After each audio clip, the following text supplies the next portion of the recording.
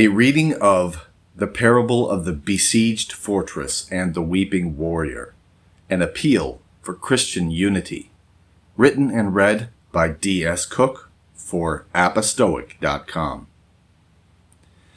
In a vast and ancient kingdom, there once stood a strong fortress, perched high upon a hill.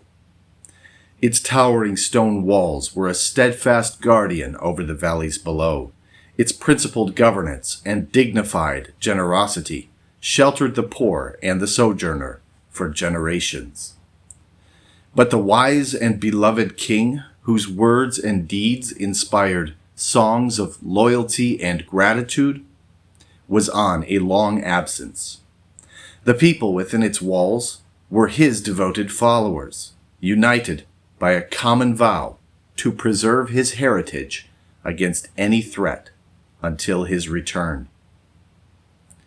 But over time, they divided into proud clans, each expressing their devotion to the king in distinct ways. The Eagle clan etched a golden eagle on their shields, proclaiming it the perfect symbol of the king's soaring vision and unerring justice. The Lion clan displayed a roaring silver lion on their bucklers, arguing that it embodied his fierce protection and sovereign power. Not to be outdone, the Rose clan wore crimson roses on their banners, insisting that this beautiful bloom best represented his tender, sacrificial heart.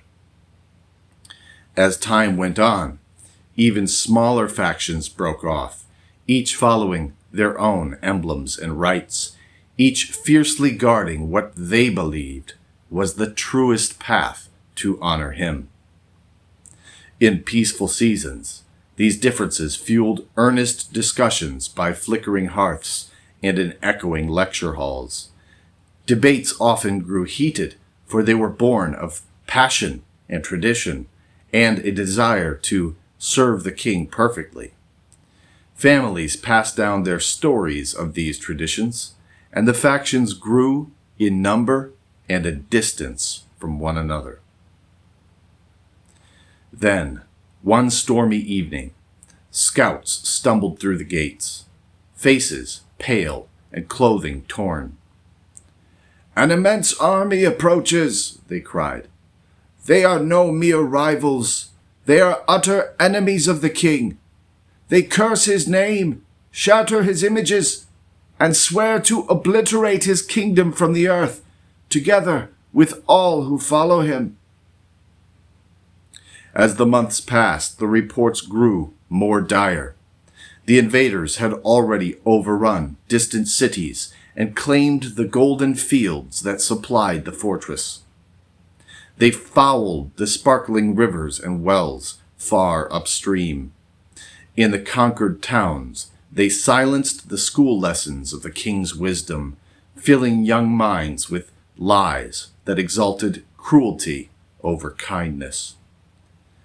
Theaters and plays, once alive with tales of heroism and hope, now peddled mockery and despair.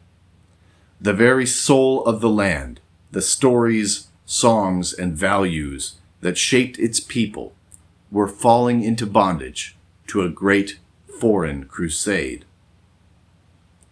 A few hearts pounded in the council chambers. A few voices rose urgently. "We must stand as one, lay aside our disputes, and man the walls. We must sally forth as one unit and take back our kingdom before it is too late." Tears welled in the eyes of mothers clutching children, pleading for unity among men who loved to sharpen their wits against one another. Yet others hardened. "Not yet," they declared, voices trembling with conviction. "Our differences strike at the very heart of loyalty.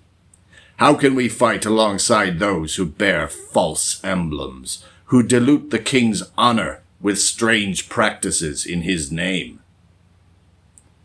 The arguments intensified. Old comrades turned suspicious glances. In shadowy alleys, clashes erupted between shields bearing eagle and lion, and roses on banners lifted high against both. Blood stained the cobblestones, spilt not by invaders, but by brothers. A father disowned his son over a disputed ritual. A widow mourned her husband, felled in an inner fray, while enemy fires glowed on the horizon, now in plain sight. As a siege began in earnest, and hunger and thirst began to gnaw, one young warrior knelt weeping amid the chaos. "Are we so blind?" he cried with a loud voice. "The true foe hammers on our gates while we tear ourselves apart." But the reply drowned his voice, lifted from every corner of the streets. "Truth before survival. Unity without purity is no better than surrender." The weeping warrior, eyes downcast but determined, gathered a few friends and rode out to meet the enemy on the field. There he fell, nearly alone, an arrow through his neck. Finally, with a thunderous crack that shattered the night, the great gates gave way. The horde surged in, merciless, exultant. The defenders, weary and fractured, fought valiantly in pockets, but could not hold. One by one they fell, brave souls whose strength, if joined, might have repelled the enemy and saved the land. Smoke billowed over the fallen fortress as survivors fled into exile, carrying the ashes of regret and shame. In hushed tones in the caves and sewers, they told their children of the home that need not have been lost, of walls that could have endured, hearts that could have beaten as one against the darkness. The kingdom grieved, broken over the loss of what might have stood unbroken had the clans remembered that they served the same king against a common foe. Finally, in his appointed time, the king himself did return, with a sweeping and unstoppable army that no army could resist, that no enemy could resist. As he reclaimed his kingdom and banished the wickedness that had enslaved it, he paused at the unmarked grave of the weeping warrior. On this mound, and this alone, did he erect a stone. It bore 2 words only: "Well done." A call to action. Be the weeping warrior. Brothers and sisters in Christ, you have just read the parable of the besieged fortress. If it stirred something in you, if it brought a lump to your throat or heaviness to your chest, do not let it fade quietly into the noise of another day. The fortress is not a fairy tale. It is us, now. While we sharpen our words against one another over emblems that all pale before the cross, yelling, "I am of Catholic, I am of Baptist, I am of Anglican," the enemies of our King have taken the gates of our culture.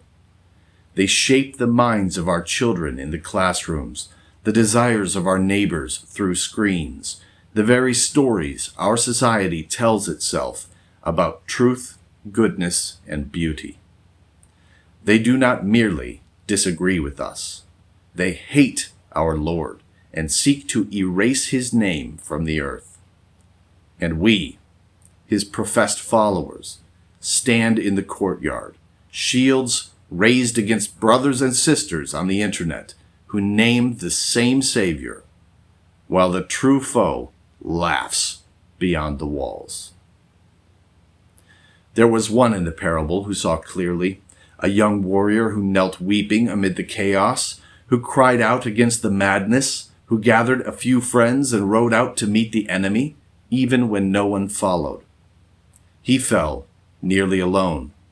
Yet, when the king himself returned, he paused at one grave alone and spoke 2 words that echo through eternity. Well done.